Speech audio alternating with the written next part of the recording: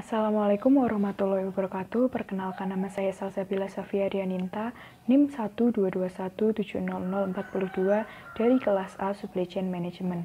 Pada kesempatan kali ini saya akan mempresentasikan tugas besar saya mengenai topik 2, yaitu Supply Chain Management, pengelolaan permintaan dan perencanaan produksi. Yang pertama, kegiatan peramalan memiliki peran yang sangat kritis pada supply chain. Menurut Stadler tahun 2005, seluruh kegiatan supply chain bermula dari permintaan, tetapi peramalan yang akurat belum tentu menghasilkan supply chain yang efisien dan efektif. Hal tersebut biasa terjadi saat permintaan berpola fluktuatif. Walaupun fluktuasi bisa diprediksi, tetapi biaya yang muncul kemungkinan besar jika fluktuasi tinggi, maka supply chain harus proaktif untuk menstabilkan pola permintaan. Selanjutnya, apakah pentingnya peramalan pada supply chain? Jika peramalan tidak akurat, akan menimbulkan permasalahan besar pada supply chain. Kelebihan atau kekurangan pasokan ke suatu tempat akan membuat service level yang rendah dan ongkos-ongkos persediaan tinggi. Maka, untuk meningkatkan efisiensi dan efektivitas pada supply chain, perlu dilakukan cara meningkatkan akurasi ramalan permintaan, yaitu dengan menggunakan metode peramalan yang lebih baik, mencari data komprehensif, kolaborasi dengan pihak lain supply chain, dan memilih tingkat agregasi tepat untuk wilayah, waktu, dan produk. Selanjutnya, kita harus mengenal dulu apa itu demand forecasting. Demand forecasting atau yang biasa disebut dengan ramalan permintaan adalah kegiatan mengestimasi besarnya permintaan terhadap barang atau jasa tertentu pada suatu periode dan wilayah pemasaran tertentu. Apakah bedanya demand management dan demand forecasting? Demand management adalah upaya membuat permintaan lebih mudah dipenuhi supply chain atau mengelola profil permintaan pelanggan memiliki pola yang halus sehingga mudah dan efisien untuk dipenuhi. Input yang harus diubah polanya sebelum masuk ke proses peramalan agar menghindari fluktuasi adalah perencanaan produksi, pengadaan bahan baku, produksi, dan pengiriman ke pelanggan. Selanjutnya, terdapat instrumen mengelola permintaan. Yang pertama adalah promosi. Dilakukan dengan berbagai cara, misalnya dengan iklan di berbagai media, promosi, dan pemberian diskon. Yang kedua adalah pricing. Pricing adalah kebijakan untuk memiliki tujuan lebih luas dari promosi, yaitu dengan membagi biaya dalam beberapa periode sehingga saling meringankan beban. Yang ketiga terdapat self-management, yaitu penempatan produk pada posisi yang menarik pelanggan dan terlihat jelas.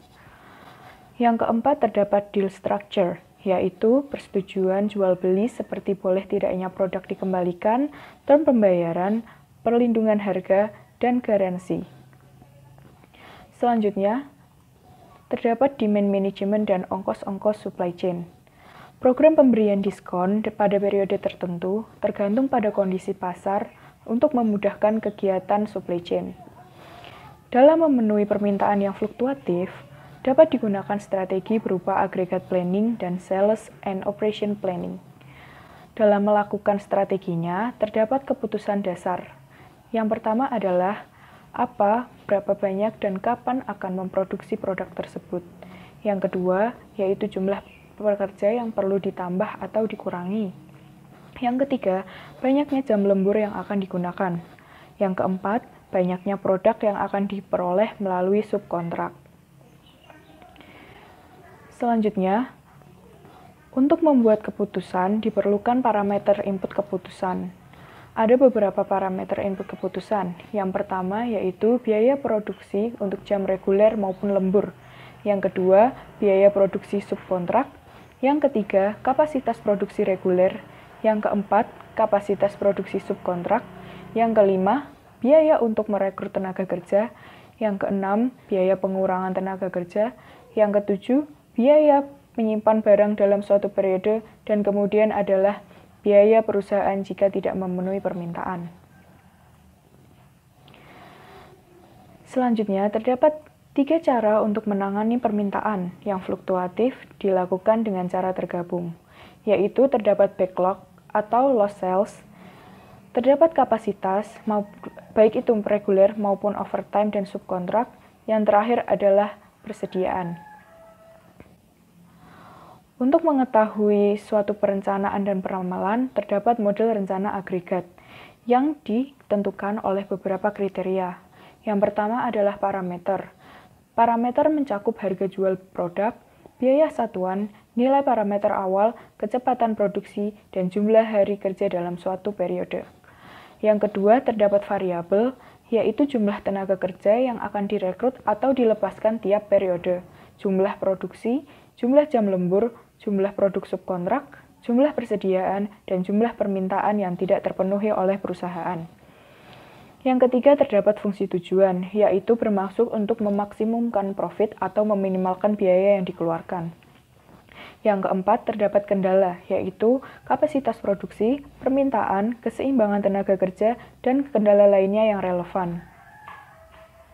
Selanjutnya, terdapat contoh yang merupakan pengelolaan permintaan dan peramalan produksi yang berkaitan dengan supply chain. Contoh ini diambil dari buku Chopra dan Maidenel pada tahun 2001. Misalnya, sebuah produk memiliki harga jual $40 per unit. Untuk membuat produk tersebut dibutuhkan material dengan harga per unit $10. Biaya penyimpanan per unit produk yang tersisa adalah $2 per unit per bulan. Apabila perusahaan tidak bisa memenuhi permintaan, ada biaya kekurangan sebesar $5 per unit per bulan. Data-data lain ada pada tabel yang tersedia pada slide, dan permintaan pada bulan Januari hingga Juni juga sudah tersedia pada slide yang bisa dilihat. Selanjutnya, digunakan model linear programming. Data-data tersebut bisa diolah untuk menghasilkan rencana produksi agregat yang optimal. Hasil rencana produksi agregat dapat dilihat pada tabel dan menunjukkan bahwa perusahaan optimal memproduksi 2.583 unit per bulan dan semua diproduksi dengan jam reguler, tidak ada lembur dan tidak ada subkontrak. Jumlah tenaga kerja yang awalnya 80 orang dikurangi 15 orang pada awal periode 1, sehingga selama 6 bulan tersebut perusahaan cukup menggunakan 65 orang pekerja. Pada bulan keempat, terjadi kekurangan produk sebanyak 267 unit. Biaya-biaya yang terlibat pada rencana produksi ini adalah $422.275 yang terdiri dari biaya material, biaya tenaga kerja, biaya penyimpanan persediaan, biaya kekurangan, dan biaya pelepasan tenaga kerja. Sedangkan biaya perekrutan, biaya lembur, dan biaya subkontrak tidak terjadi pada rencana agregat tersebut. Maka, dari total perhitungan penghasilan dapat diperoleh dari penjualan adalah $640.000. Sehingga selama 6 bulan tersebut, dihasilkan keuntungan sebesar $217.725. Selanjutnya, terdapat Sales and Operating Planning atau SNOP, yaitu proses koordinasi antar fungsi untuk mencapai konsensus taktis sebuah organisasi. Yang pertama terdapat sales atau yang biasa disebut dengan fungsi pemasaran dan penjualan. Fungsi pemasaran dan penjualan ingin mencapai target yaitu volume penjualan tinggi dan layanan penjualan tinggi. Selanjutnya terdapat operations atau yang biasa disebut dengan fungsi produksi. Fungsi produksi juga memiliki beberapa goals. Yang pertama adalah efisiensi operasional tinggi, utilitas kapasitas tinggi, tingkat persediaan rendah, dan tidak banyak perubahan jadwal produksi. Pada slide dapat dilihat yaitu ilustrasi kepentingan supply chain. Dapat dilihat gambar hubungan timbal balik dan bolak-balik pada rantai supply chain yang akan menghasilkan proses efisiensi dan aset productivity. Pada ilustrasi yang selanjutnya terdapat orang dengan berhubungan banyak, yaitu untuk mencapai reliabilitas, responsiveness, dan agilitas. Pada SNOP terdapat beberapa fungsi. Yang pertama adalah menciptakan link antara business planning dengan tactical plans. Yang kedua, detail rencana operasional dan panjang keputusan sumber daya. Yang ketiga, bersifat cross-functional. Yang keempat, jembatan customer value dengan supply chain efficiency. Yang kelima, terciptanya continuous improvement. Selain terdapat fungsi, terdapat juga langkah-langkah yang harus dipenuhi untuk melakukan SNOP. Yang pertama adalah pengumpulan data, yaitu permintaan atau forecast dan lain-lain.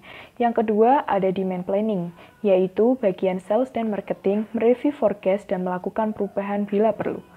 Yang ketiga, supply planning, melakukan perhitungan kebutuhan kapasitas dan melakukan perubahan kapasitas pada batas yang bisa dilakukan.